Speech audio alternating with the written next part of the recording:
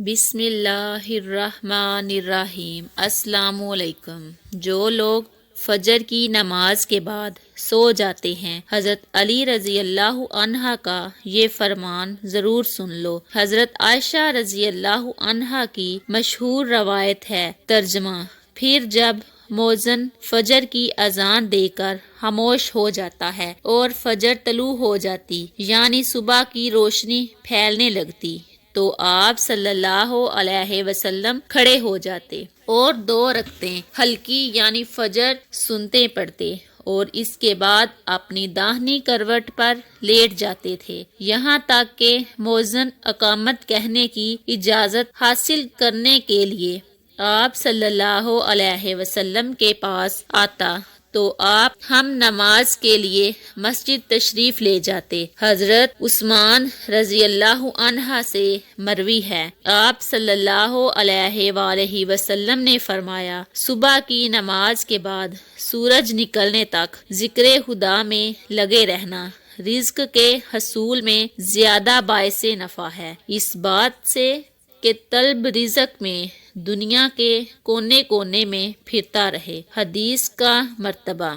ترجمہ: سیدہ فاطمہ رضی اللہ عنہا بیان کرتی ہیں، میں صبح کے وقت سوئی تھی کہ رسول اللہ صلی اللہ علیہ وسلم میرے پاس سے گزرے اور آپ نے مجھے پاؤں سے ہلایا، پھر فرمایا، بیٹی اٹھو، اپنے رب کی طرف سے رزق کی تقسیم میں شامل ہو جاؤ اور غفلت شعار لوگوں کی عادت اختیار نہ کرو۔ اللہ تعالیٰ طلوع فجر سے طلوع آفتاب تک لوگوں میں رزق تقسیم کرتے ہیں۔ حضرت انس بن مالک رضی اللہ عنہ کی روایت۔ ترجمہ: تلاش رزق کی خاطر نماز فجر سے طلوع آفتاب تک مت سویا کرو۔ حضرت انس سے اس کی وضاحت طلب کی گئی تو فرمایا کہ اس وقت 70 مرتبہ تسبیح، تکبیر و استغفار کرنے سے روزی میں برکت ہوتی ہے۔ حضرت علی رضی اللہ عنہ کی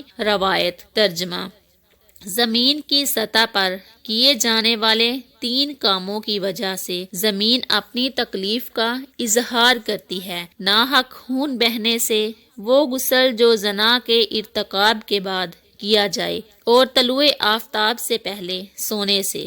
حضرت ابو وائل فرماتے ہیں کہ ہم صبح کی نماز پڑھنے کے بعد حضرت عبداللہ بن مسعود رضی اللہ تعالی عنہ کی طرف گئے اور دروازے سے سلام کیا تو انہوں نے ہمیں اجازت دے دی، مگر ہم تھوڑی دیر دروازے کے ساتھ ٹھہرے رہے تو ایک باندی آئی اور اس نے کہا کہ تم اندر کیوں نہیں داخل ہو رہے ہو؟ تو پھر ہم اندر داخل ہوئے تو حضرت عبداللہ بیٹھے تسبیح پڑھ رہے ہیں۔ انہوں نے فرمایا کہ تمہیں کس چیز نے اندر داخل ہونے سے روکا ہے جبکہ تمہیں اجازت دے دی گئی تھی؟ تو ہم نے کہا کہ کوئی بات نہیں سوائے اس کے کہ ہم نے خیال کیا کہ گھر والوں میں سے کوئی سو رہا ہو۔ تو عبداللہ نے فرمایا کہ تم نے ابن ام عبد کے گھر والوں کے بارے میں غفلت کا گمان کیا۔ راوی نے کہا کہ پھر حضرت عبداللہ نے تسبیح پڑھنی شروع کر دی،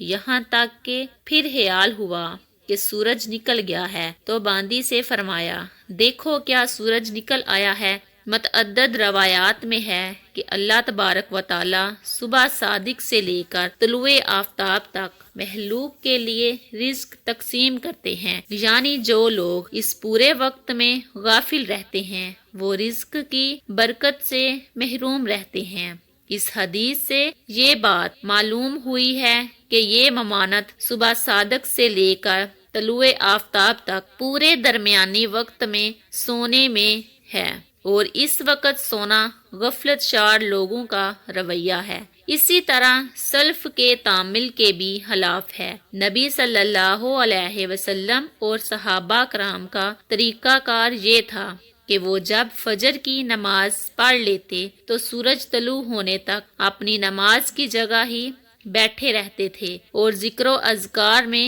مشغول رہتے۔ اس وقت میں ذکر خدا میں لگے رہنا رزق کے حصول میں زیادہ باعث نفع ہے۔ آج ہمارے معاشرے میں یہ ٹرینڈ بنا ہوا ہے کہ نوجوان رات کے 2 بجے 3 بجے موبائل، فیس بک، واٹس ایپ ان سب پر لگے رہتے ہیں، پھر ان سے صبح کی نماز بھی قضا اور دوپہر کے 12 بجے یا 1 بجے تک وہ آرام فرما رہے ہوتے ہیں، اور گھر میں ایسا کوئی بھی انسان نہیں ہوتا جو انہیں ایسا کرنے سے باز رکھے۔ آج ہم آپ کو بتائیں گے کہ حضرت علی رضی اللہ عنہ نے ایسے نوجوان کے بارے میں کیا فرمایا ہے اور کیا کچھ ان کی قسمت میں لکھ دیا جاتا ہے جو ایسے حالات کی لپیٹ میں آ چکے ہیں۔ حضرت عبداللہ ابن عباس رضی اللہ عنہ سے مروی ہے کہ جو بھی انسان صبح سویا پڑا رہتا ہے تو اس عمل کو اسلام نے سخت ناپسند قرار دیا ہے کہ دوپہر کے علاوہ کسی بھی اور وقت میں مت سویا کرو، جسے کیلولا کہا جاتا ہے، اور وہ دوپہر کے اوقات میں ہی ادا کیا جاتا ہے، اور یہ عمل ہمارے نبی حضرت محمد صلی اللہ علیہ وسلم بھی کیا کرتے تھے۔ کہ لولا وہ نہیں جس میں انسان دوپہر میں پیٹ بھر کھانا کھا کر سو جاتے ہیں۔ کہ لولا سے مراد وہ عمل ہے جس میں آپ ہوا کھانا کھا چکے ہیں یا نہیں، بس تھوڑی دیر آرام کرنا دوپہر کے اوقات میں، تاکہ آپ کا جو باقی کا دن ہے وہ صحیح سلامت گزرے اور آپ کے دن کے باقی حصے میں آپ اچھی طرح اپنے کاموں کو سر انجام دے سکیں۔ حضرت علی رضی اللہ تعالی عنہ نے فرمایا کہ میں نے اللہ کے نبی صلی اللہ علیہ وسلم سے سنا تھا، کھانا کھا کر فوراً سویا نہ کریں، کیونکہ اس سے انسان کے دل میں بھی سختی پیدا ہو جاتی ہے، اور آج کی تاریخ میں تو یہ بات اس حد تک آ پہنچی ہے کہ یہاں پہ ڈاکٹرز کا بھی یہ ماننا ہے کہ اگر انسان کھانا کھا کر فوراً سو جاتے ہیں تو وہ دل کے مرض میں مبتلا ہو جاتے ہیں، اور یہی بات 1400 سال پہلے ہمارے نبی صلی اللہ علیہ وسلم نے فرمائی تھی۔ اب آتے ہیں حضرت علی رضی اللہ عنہ کے اس ارشاد کی طرف جو انہوں نے فرمایا تھا۔ جب ایک مرتبہ حضرت علی رضی اللہ عنہ کی خدمت میں ایک شخص حاضر ہوا اور فرمانے لگا، یا علی، صبح سویرے جو انسان سویا پڑا رہتا ہے اس کی قسمت میں کیا کچھ لکھا جاتا ہے؟ تو جواب میں حضرت علی رضی اللہ عنہ فرمانے لگے، اے اللہ کے بندے، میں نے اللہ کے نبی صلی اللہ علیہ وسلم سے سنا کہ جو بھی انسان صبح کے اوقات میں سویا پڑا رہتا ہے اور وہ فجر کی نماز بھی قضا کر بیٹھتا ہے، اور یا پھر وہ فجر کی نماز ادا کر کے سو جاتا ہے، تو جب فرشتے آسمانوں سے ان کے مقدر کا رزق لے کر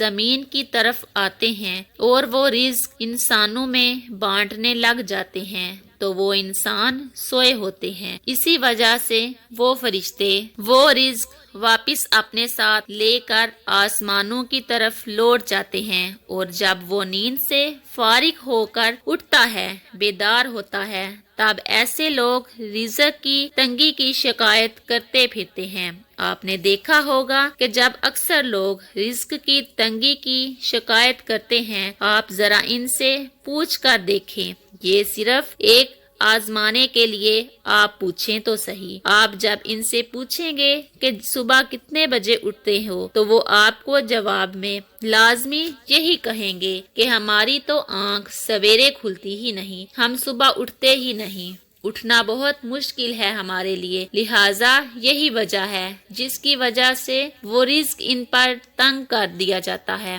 اور پھر وہ تنگ دستی اور بے روزگاری کی شکایت کرتے پھرتے ہیں۔ تو آپ سے گزارش ہے کہ آپ سویرے اٹھا کریں، مرد حضرات جماعت کے ساتھ نماز ادا کریں، پھر قرآن کی تلاوت کریں، اس کے بعد آپ اپنے دن کی شروعات کریں۔ اب آپ دیکھیں کہ کیسا آپ کا دن گزرتا ہے، آپ کے دن میں برکت ہوتی ہے، اور جو لوگ 12 بجے یا 1 بجے اٹھتے ہیں ان کے حالات کچھ یوں ہوتے ہیں کہ ان کے کچھ کام سمجھ میں نہیں آتے، وہ یہ جان ہی نہیں پاتے کہ آج کا دن حالانکہ گزرا کیسے ہے، بلکہ انہیں کچھ کام بھی سمجھ میں نہیں آتا۔ وہ جو کام کرنے لگ جاتے ہیں اور پھر پلک جھپکتے ہی شام اور مغرب کی اذان ہونے لگتی ہے، اور جو انسان سویرے جاگتے ہیں وہ اپنے کام بھی بھرپور طریقے سے سر انجام دے پاتے ہیں، ان کے رزق میں بھی برکت ہوتی ہے اور وہ ایک پرسکون اور خوشحال زندگی بسر کرتے ہیں۔ ان کی تندرستی کی بھی کوئی شکایت نہیں ہوتی